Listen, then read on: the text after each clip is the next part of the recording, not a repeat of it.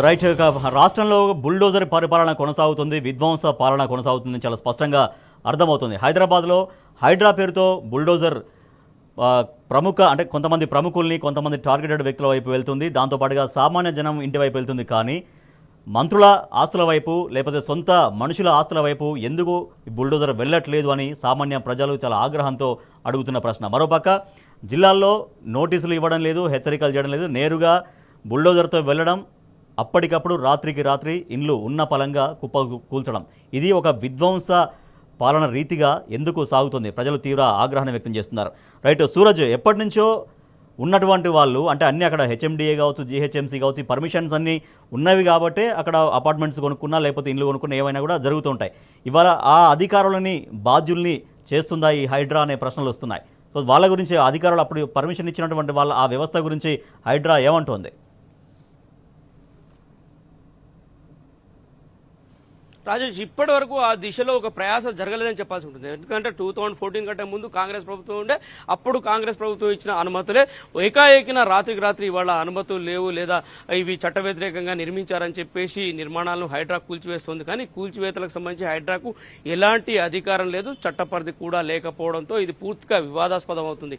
అందుకే న్యాయ నిపుణులు కూడా స్పష్టంగా చెప్తున్నారు, without notices, without local body consent HYDRAA ముందుకు వెళ్లడం పూర్తిగా ఇల్లీగల్, ఇది చట్ట వ్యతిరేకము. దీనికి సంబంధించి సుప్రీంకోర్టు జడ్జిమెంట్లు కూడా ఉన్నాయి. అవసరం ఉంటే దొంగతన నేరం మోపొచ్చు, క్రిమినల్ కేసులు పెట్టొచ్చు, వాళ్ళపైన క్రిమినల్ కేసులు పెట్టి వాళ్ళని అవసరం ఉంటే చట్టపరమైన చర్యలు కూడా శిక్షించవచ్చు అని చెప్పేసి కూడా గతంలో సుప్రీంకోర్టు తీర్పులు చెప్పాయని చెప్పేసి న్యాయ నిపుణులు విశ్లేషిస్తున్న పరిస్థితి కనిపిస్తుంది. ఇదే మేరకు నిన్న జరిగిన ప్రభుత్వ ప్రధాన కార్యదర్శి సమావేశంలో కూడా అధికారులంతా కూడా తమ అభిప్రాయాన్ని వ్యక్తం చేయడం జరిగింది. ఖచ్చితంగా చట్టబద్ధత కల్పించాలని చెప్పేసి ఒక అభిప్రాయాన్ని వ్యక్తం చేయడం జరిగింది. ఇన్ని రోజులు దీనికి సంబంధించి ముఖ్యమంత్రి కానీ ప్రభుత్వం కానీ దృష్టి సారించలేదు, చాలా ఆలస్యంగా కళ్ళు తెరిచిన పరిస్థితి. కానీ ఇప్పటికే జరగాల్సిన నష్టం అంతా జరిగిపోయింది. చాలా నిర్మాణాలు చెరువుల్లో ఉన్నాయి, లేదా ఎఫ్టీఎల్లో ఉన్నాయి, లేదా బఫర్ జోన్లో ఉన్నాయని చెప్పేసి కూల్చివేతలకు గురైన పరిస్థితి కనిపిస్తుంది.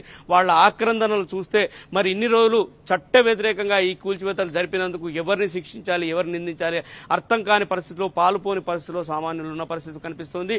కొంతమంది ఇళ్ల మీదకే బుల్డోజర్లు వెళ్లడము, ముఖ్యులు లేదా ఇప్పుడు అధికార పార్టీకి అనుయాయులుగా దగ్గరగా ఉన్న వాళ్ళ కుటుంబ సభ్యుల ఇళ్లపైకి బుల్డోజర్లు వెళ్ళకపోవడం, కేవలం నోటీసులు మాత్రమే వెళ్లడం, తాకీదులు మాత్రమే వెళ్లడం, అధికారులు వాళ్ళ ఇంటి పరిసరాల్లో అడుగు వేయడానికి కూడా జంకుతున్న పరిస్థితులను సామాన్య ప్రజలు చాలా దగ్గరగా చూస్తున్నారు. కాంగ్రెస్ అవలంబిస్తున్న విధానాలు సొంత కుటుంబ సభ్యులు ఉన్నా కూడా వాళ్ళ ఆస్తుల్ని కూడా మేము డెఫినెట్ గా కూల్ చేస్తాం, ప్రభుత్వం ఎవరిని వదిలిపెట్టదనేది ఆ మాటలు కేవలం ప్రకటనల వరకు మాత్రమే ఎందుకు పరిమితం అవుతున్నాయి? అదే బుల్డోజర్ అక్కడ దాకా ఎందుకు వెళ్ళట్లేదు? ఈ ప్రశ్నలు ప్రజల నుంచి చాలా ఆగ్రహంగా వస్తున్నటువంటివి. ఇప్పటి వరకు ప్రకటనలకే నిజంగా చూస్తే కనుక ప్రకటనలకు మాత్రమే పరిమితమైంది. ఇప్పటి వరకు ఏ బుల్డోజర్ కూడా అధికారంలో ఉన్న మంత్రుల ఇళ్ల వైపు కానీ, మంత్రుల ఫామ్ హౌస్ల దిశలో కానీ, వాళ్ళ బంధువుల ఫామ్ హౌస్ల దిశలో కానీ ఇప్పటి వరకు వెళ్ళిన దాఖలాలు లేవు. అసలు ఈ హైడ్రా అనేది ఒక దండుకోవడానికి ఏర్పరచుకున్న సంస్థగా ఇప్పటికే పెద్ద ఎత్తున ఆరోపణలు వినిపిస్తున్నాయి. కేవలం హైడ్రాను అడ్డు పెట్టుకుని కొంతమందిని బెదిరించి వాళ్ళ దగ్గర నుంచి దండుకునే ప్రయత్నాల్లో భాగంగానే హైడ్రా తెరపైకి వచ్చిందనే ఒక పెద్ద ఆరోపణ ఉన్న నేపథ్యంలో ప్రస్తుతం ప్రభుత్వం దీనికి సంబంధించి చట్టబద్ధత కల్పించాలనే ఏదైతే యోచన చేస్తుందో, మరి ఇన్ని రోజులు ఈ చట్టబద్ధత కల్పించాలనే ఈ కాన్షియస్నెస్ ఎట్టుపోయింది, ఈ స్పృహ ఎట్టుపోయింది.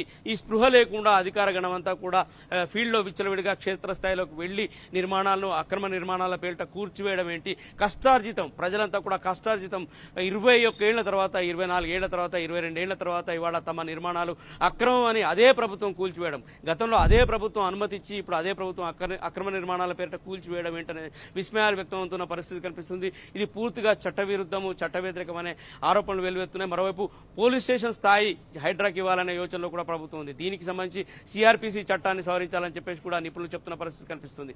ఇట్లా సిఆర్పిసి చట్టాన్ని సవరించి కానీ హైడ్రాకు పవర్ను దారదత్తం చేయలేమని చెప్పేసి నిపుణులు అభిప్రాయం వ్యక్తం చేసిన పరిస్థితి. వీటన్నిటి మళ్ళీ మీ దగ్గరకు వస్తాను. రాష్ట్రంలో హైడ్రా పేరుతో ఒక విధ్వంసానికి దిగింది కాంగ్రెస్ ప్రభుత్వం అని చెప్పొచ్చు. హైదరాబాద్లోనేమో హైడ్రా పేరుతో, దాంతోపాటుగా జిల్లాలో నిన్న మహబూబ్ నగర్ జిల్లా క్రిస్టియన్ పల్లిలోని ఆదర్శ నగర్ కాలనీలో రాత్రికి రాత్రి దాదాపు ఒక 75 ఇళ్లను నేలమట్టం చేసింది. దాంట్లో చాలామంది పేదలున్నారు, చాలామంది అంధులు, వికలాంగులు ఎంతోమంది ఉన్నారు. ఎంత వేడుకున్నా కూడా వాళ్ళ కనీస మానవత్వం చూపించకుండా క్షణాలపైన ఆ ఇండ్లను మొత్తం నేలమట్టం చేశారు. ఇప్పుడు రాష్ట్ర వ్యాప్తంగా అందరూ భయపడుతున్నారు. అంటే గతంలో ప్రభుత్వం పట్టాలు ఇస్తే ఆ పట్టాలలో మేము రూపాయి పోగు చేసుకుని ఇల్లు కట్టుకుంటే ఇప్పుడు ఏ రాత్రి ఏ బుల్డోజర్ వచ్చి మా ఇల్లు కూలుస్తుందో అన్నటువంటి భయభ్రాంతులు అందరిలో కనిపిస్తున్నాయి. కుటుంబాలు తమ జీవనం సాగించుకుంటుంటే రాత్రికి రాత్రి వెళ్ళి కుప్పకూల్చడం, ఇవి రాష్ట్ర వ్యాప్తంగా కూడా ఇవాళ ప్రజల భయభ్రాంతులు ఈ ప్రభుత్వానికి ఏం పట్టనట్టే కనిపిస్తోందా?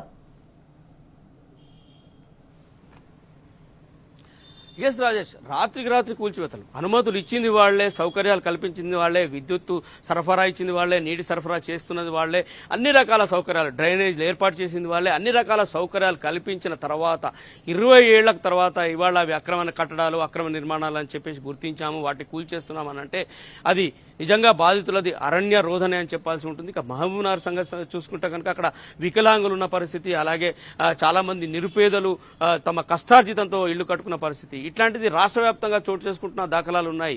ఇంకా గమ్మత్తైన విషయం ఏంటంటే హైడ్రా పరిధిని మించి వ్యవహరిస్తుంది అనడానికి తాజాగా మనకు ఒక ఉదాహరణ తెలిసింది.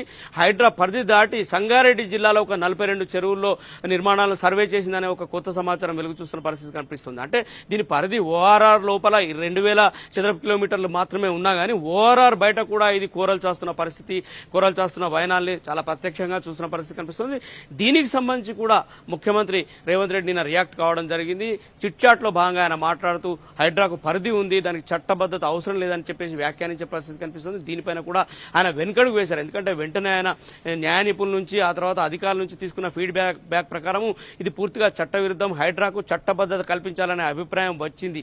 ఇప్పుడు చేతులు కాలాక ఆకులు పట్టుకున్న చందంగా మారింది పరిస్థితి. ఇప్పటికే చాలా నిర్మాణాలు బఫర్ జోన్ లో ఉన్నాయని చెప్పేసి, అలాగే శిఖం భూములు అని చెప్పేసి లేదా ఎఫ్టీఎల్ పరిధిలో ఉన్నాయని చెప్పేసి కూల్చివేసిన సంఘటనలు అనేకం చోటు చేసుకున్న తర్వాత ఇవాళ ఆలస్యంగా ఇప్పుడు చట్టం చేస్తామనే ఒక ప్రతిపాదనను ముందుకు తీసుకొస్తున్న పరిస్థితి కనిపిస్తుంది. ఈ మేరకు ఆర్డినెన్స్ కూడా వేసే అవకాశాలు ఉన్నట్టుగా అధికార వర్గాల నుంచి అందుతున్న సమాచారం బట్టి తెలుస్తుంది. మరొక కొత్త సమాచారం ఏంటంటే ఎల్ఆర్ఎస్ ఏదైతే ప్రభుత్వం టేకప్ చేయబోతుందో ఈ ఎల్ఆర్ఎస్ శిఖం భూములకు కట్టించుకునే దిశలో కూడా ప్రభుత్వానికి యంత్రాంగం ముందడుగు వేస్తుందని చెప్పేసి ఒక కొత్త సమాచారం తాజాగా, ఇది బ్రేకింగ్ న్యూస్ అనుకోవాలి మనం రాజేష్, తాజాగా అందుతున్న సమాచారం ప్రకారం చెరువుల్లో ఏవైతే ఎఫ్టీఎల్ పరిధిలో ఉన్నాయి, బఫర్ జోన్లలో ఉన్నాయి ఆస్తులు అంటున్నామో, ఏవైతే ఆ భూములు అంటున్నామో వాటికి సంబంధించి ఎల్ఆర్ఎస్ స్కీమ్ కు సంబంధించిన కాల్స్ కొంతమందికి వెళ్తున్నాయి. మీరు ఎల్ఆర్ఎస్ కడితే మీకు క్లియరెన్స్ ఇస్తామని. మరి ఎట్లా ఒకవేళ బఫర్ జోన్ లో ఉంటే కనుక ఎల్ఆర్ఎస్ ఎట్లా వాళ్ళు అమౌంట్ కడితే ప్రభుత్వం ఎట్లా క్లియరెన్స్ ఇస్తుందనే ఒక సాంకేతిక పరమైన అంశం కూడా తాజాగా వెలుగులోకి వస్తుంది. అంటే ప్రభుత్వం ఒక విజన్ లేకుండా, ఒక అవగాహన లేకుండా ఈ హైడ్రాన్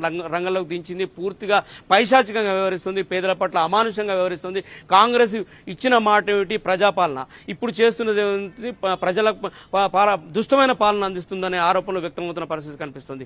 నిరుపేదల పొట్టలు కొట్టే పరిస్థితి, నిరుపేదల కష్టార్జితాన్ని కుప్పలు కూర్చే పరిస్థితి, వాళ్ళ కలల సౌదాల్ని కుప్పలు కూల్చున్న పరిస్థితి పైన పెద్ద ఎత్తున విమర్శలు వినిపిస్తున్నాయి.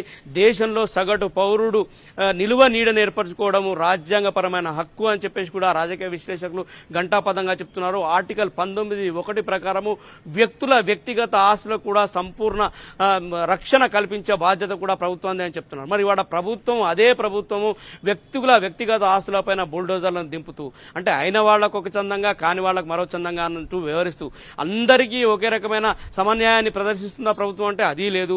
మంత్రులకు సంబంధించిన ఫామ్ హౌస్లు కావచ్చు, మంత్రుల బంధువులకు సంబంధించిన ఫామ్ హౌస్లు కావచ్చు, లేదా ఇతర ప్రముఖ నాయకులకు సంబంధించిన బంధువులు, వాళ్ళ స్నేహితులు, మిత్రులకు సంబంధించిన సూరజ్, ఎన్నికల్లో అనేక హామీలు ఇచ్చారు రాష్ట్ర ప్రజలకు, 6 గ్యారెంటీల పేరుతో. దాంతోపాటుగా ఇంకా అనేక హామీలు ఇచ్చారు. ఆ హామీలన్నీ కూడా నెరవేర్చడం చాలా కాంగ్రెస్ ప్రభుత్వానికి చాలా గుదిబండగా మారింది. కాబట్టి ఒక పూర్తిగా డైవర్షన్ పాలిటిక్స్ జరుగుతున్నాయి. అందుకే ఇది హైడ్రా చుట్టూ లేదంటే బుల్డోజర్ చుట్టూ ఈ చర్చ జరిగేలా జరుగుతుందనేది ఒక అభిప్రాయం వ్యక్తమవుతుంది.